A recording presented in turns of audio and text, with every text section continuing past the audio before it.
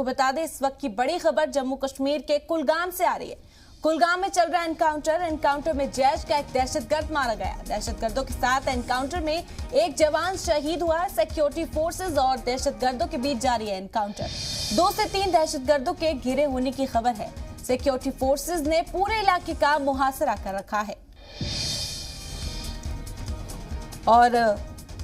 मौजूदा सूरत हाल बयां करने के लिए खुर्शीद आलम हमारे नुमाइंदा इस वक्त हमारे साथ जुड़ गए। खुर्शीद, आपसे जानना चाहेंगे, कुलगाम से इस वक्त की बड़ी खबर आ रही है। मुठभेड़ में एक पुलिस एहलकार रोहित शहीद हो गए हैं और फौज के 3 जवान जख्मी भी हैं और बदले में एनकाउंटर के दौरान जैश ए मोहम्मद के दहशतगर्द को ढेर भी कर दिया गया है।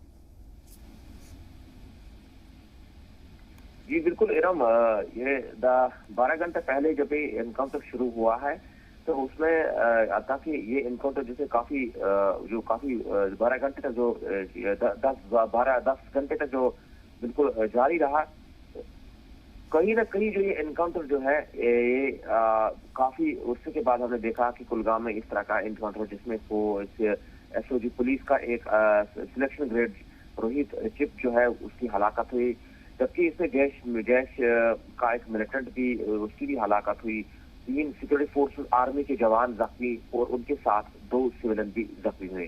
लेकिन ये देखा जा रहा है कि पिछले कई हफ्तों एक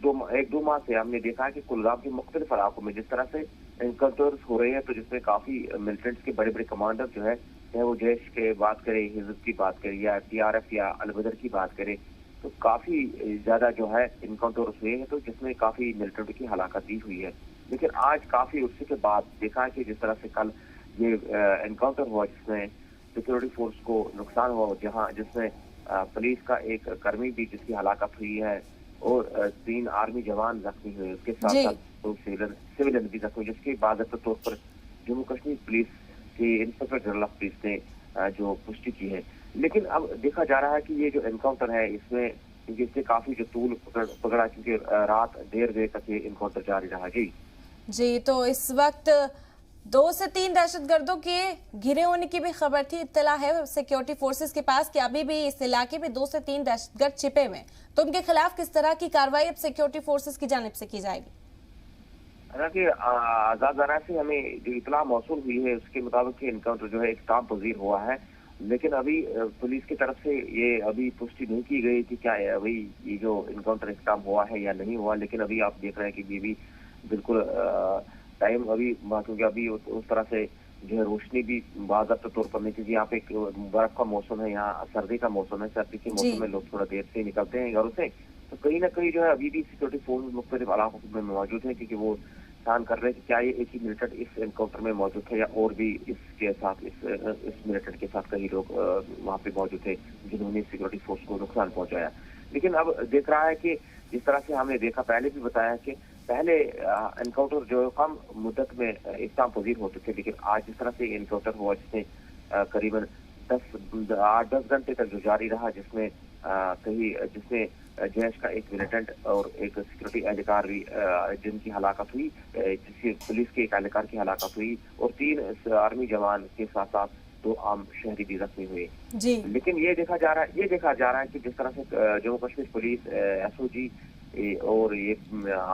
मुख्तलिफ जो एजेंसी है वो काम कर रहे हैं, तो पिछले कई 1-2 माह से हम देख रहे हैं काफी ज्यादा जो है मिलिटेंट्स को नुकसान पहुंचा रहे हैं। जी बिल्कुल, और हम देख रहे हैं कि ज्यादातर जो दहशतगर्द हैं ये सरगर्मियों के लिए बुनियादी तौर पर कैसे मजबूत होते हैं, सरहद के पार से असला बारूद इन्हें फराहम कराए जा रहे हैं, तो खुर्शीद कहीं ना कहीं जरूरत है कि इस पर भी कड़ा एक्शन लिया जाए कि सरहद पार से चीजें जब यहाँ सप्लाई ही नहीं होंगी तो सरगर्मियां करने में इन्हें कामयाबी भी नहीं मिल पाएगी। तो इस पर भी फौज को अब कड़ा रुख अख्तियार करने की जरूरत है। जो मुसलसल सरगर्मियां बॉर्डर पर देखी जाती हैं उनके खिलाफ। जी राम, मैं आपको ये बता दूं कि 2016 के बाद जिस तरह से अब पहले जो 2016 में स्थिति बनी थी जम्मू कश्मीर में, तो एक काफी जो रिक्रूटमेंट हुआ करते थे, लेकिन अब हम देख रहे हैं कि पिछले जब से एब्रोगेशन 370 तो कुछ कहीं ना कहीं जो है अब काफी जो ज्यादा जो है, ताकि हम नहीं कह सकते कि पूरी मिलिटेंसी जो खत्म हो गई है या उसका खात्मा हुआ। जिस तरह से राज्यपाल LG मनोज सिन्हा ने कहा कि 2 साल के अंदर जो है मिलिटेंसी का खात्मा होगा, लेकिन हमने देखा कि 90 के बाद कई ऐसे मौके भी आए हैं, कैसे ऐसा वक्त भी आया जब हमने कहीं मिलिटेंट भी नहीं देखा कोई किसी जगह, लेकिन उसके बाद जो है रफ्ता रफ्ता जो थोड़ा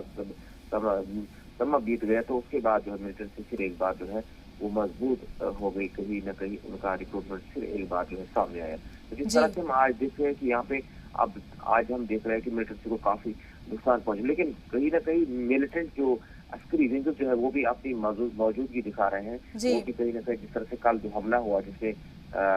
आज एनकाउंटर में अगस्त देश का मिलिटेंट जो है पुलिस के मुताबिक उसकी हलाकत हुई है, लेकिन ये भी देखा जा रहा है कि उन्होंने भी अपनी प्रेजेंस दिखाई, उन्हें भी सिक्योरिटी फोर्स को नुकसान पहुंचाया है, तो वो भी अपनी तरफ से जो है मौजूदगी दिखा रहे हैं, अपनी प्रेजेंस दिखा रहे हैं, ताकि जो दोनों तरफ से जो है अगर सिक्योरिटी फोर्सेस उन पर दबाव बना रही हैं तो वो लोग भी थोड़ी प्रेजेंस दिखा रहे हैं कि कहीं ना कहीं हम लोग भी मौजूद हैं। तो ये ऐसा हमने देखा कि पिछले 30 साल से यहाँ पे ये चलता रहा। तो बिल्कुल,